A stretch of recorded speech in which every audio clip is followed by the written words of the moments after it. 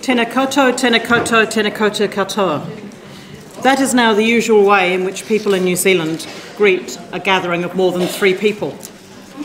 However, it was a rare greeting during the decades when the Archers were broadcast in New Zealand, and therein lies part of my story. In the 1950s, 60s and 70s, New Zealand was known for its farming, and in particular its butter and lamb, imported in large quantities to the United Kingdom. In the 1970s, New Zealand had a population of 3 million people and a phenomenal 60 million sheep, of whom we have 2 here today. They've lived rather a long age. As a farming country, and the country that was considered to be the most similar to Britain in the Commonwealth, New Zealand was a natural fit with the Archers and featured in the life of Ambridge in a tradition commenced by Aunt Laura Archer. Laura Archer arrived in Ambridge in 1957, the widow of Frank Archer. Frank was the brother of Dan. He had emigrated to New Zealand, where he ran virtually a parallel life to Dan. He married a New Zealander, Laura Archer, who had the most phenomenal Australian accent. She'd never get away with that today. They farmed in central Otago in the South Island. She came to Ambridge, and with her flamboyant style and sometimes outrageous behaviour, she was greatly admired by her great-niece Lillian, who, in fact, she was a role model, and we can see that in Lillian today. And since then, New Zealand has appeared at regular intervals, partly because of its farming, but also it's a convenient place if you want to get rid of a character for a while, or even permanently. One character did come back, it was Ruth, and she has come back and made repeated references to the New Zealand system, and I hope one day she'll explain to us what it is.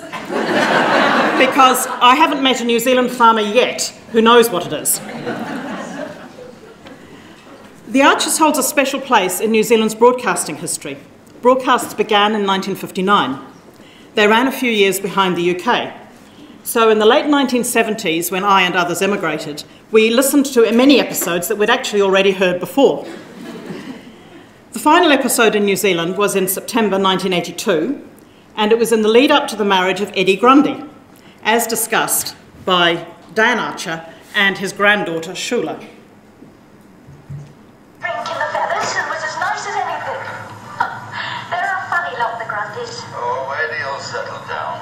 Wild boys always do once they're married with a couple of kids. Poor Eddie.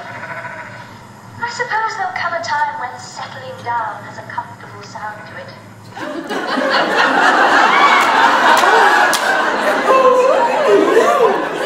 Shula actually said that in 1982. By 1982, Britain's loyal ally was the only overseas country still broadcasting the Archers.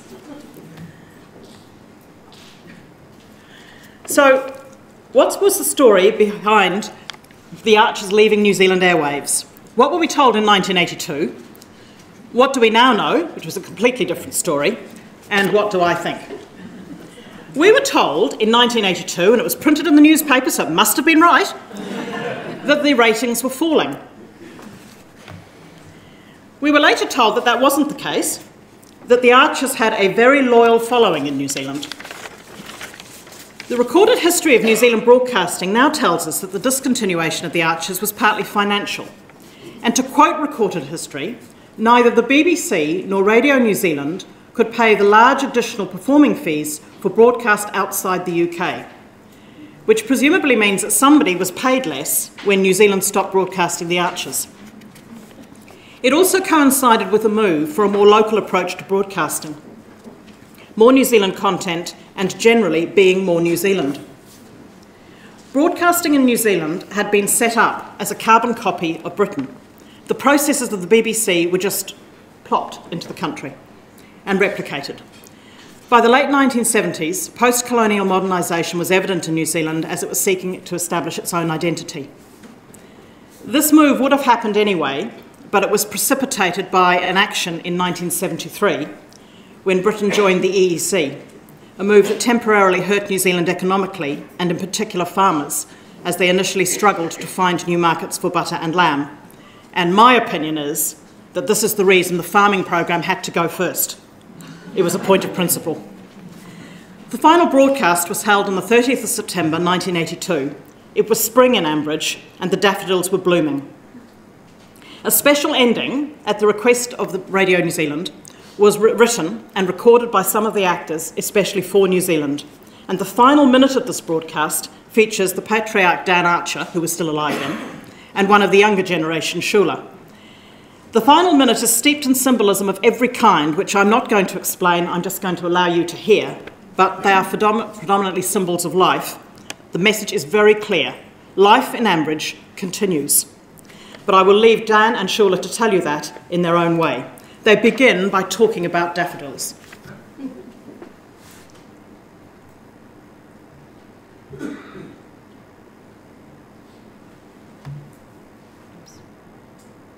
Daffodils going along the Am next April and the April after, and those bells will ring out year after year. I was hoping they might ring out for you and Mark one day. Perhaps they will. Hey? One day. Come on, Grandad.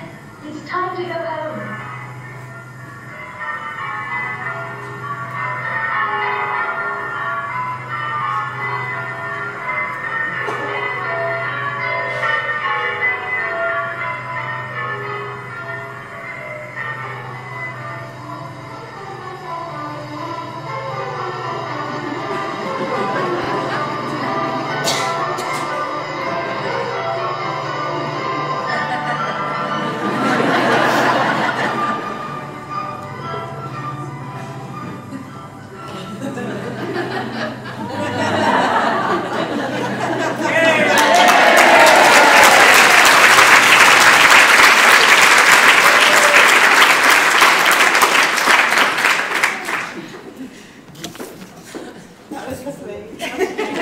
Any questions?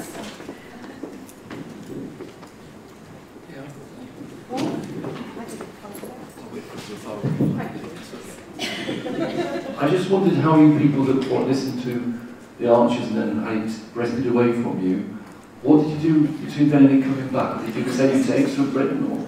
Well, in 1982 the Archers stopped. In 1983 I came back to Britain. That was impressive. Not because of the Archers, but because I was intending to do that anyway. I lived here for a few years and then went back and the Archers still wasn't there. Some very kind people listened to the omnibus and they happened to have a tape recorder sitting somewhere which they just inadvertently hit the... And I used to receive little packages. Some of which I still have. Oh, that's a resource. But there were people that were quite hurt by it. There were people that were hurt by it. And when the news came out that it was being discontinued because ratings were falling, people were saying, that doesn't fit with what we're hearing. That wasn't the right story. If you want to actually hear the story as told by a New Zealand presenter, I can give you the video link. The whole history of New Zealand broadcasting, of radio broadcasting, has been put together in several online podcasts. And they actually tell you about 30 minutes into it, there's a little 5-minute bit about the Archers. Mine's not a question, but it's backing on what you just said about the tapes. I started listening to the Archers in 1998 when I moved to America, and I was desperate to hear English voices because American television and radio was driving me mad. And my mum used to take the omnibus, send it over to me, and I'd listen and listen again. Then I'd send the tapes back and she'd keep sending them back. If I was lucky, I'd get Mrs. Kaisha's chair or something afterwards that was spilled. And I'd been onto one of the Facebook groups, and I asked the question to the million a year, because it was 20 years since I'd started listening. And there were many people on that forum as well that had started listening to it because they'd moved overseas and had that done. So got a lot to answer for. I actually wrote to the BBC World Service and said, how about putting the Archers on the BBC World Service? And the reply came back, it's not our remit. I was just going to say that when I lived in Taiwan, I never understood why it wasn't on the World Service. I think a lot of people around the world, it would be an amazing service. Well, I've never understood why the BBC don't do that. It wasn't within the official remit of the BBC World Service, which was actually quite clearly defined. Yeah, colonial. Yeah. Just saying, it was in fact on BBC Forces broadcasting. Yeah. Was it? Anyone who's read Andy Magnum will know that most of our soldiers sit around listening to the Archers would have got better. Oh, I'm glad the armed forces got it. That was good. Can you think of circumstances under which being sent to Birmingham or being sent to New Zealand, which would you choose? Because, you know, Birmingham is as much of being out of the way as New Zealand, you know. Not quite. No, people go to Birmingham or New Zealand. That's the only places they go. Right. Okay, well. Went to Canada. Yes.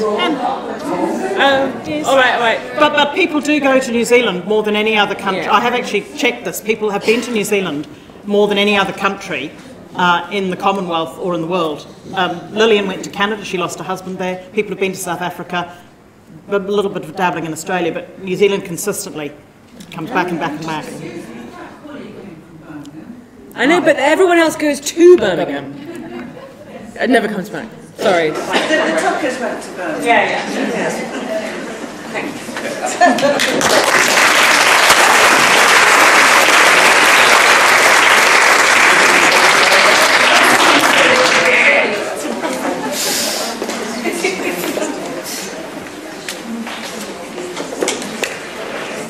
Oh, sorry, I've been asked a question. Oh. The question I've been asked is, would you go to New Zealand Parliament? So the answer is no, and we're very happy with that.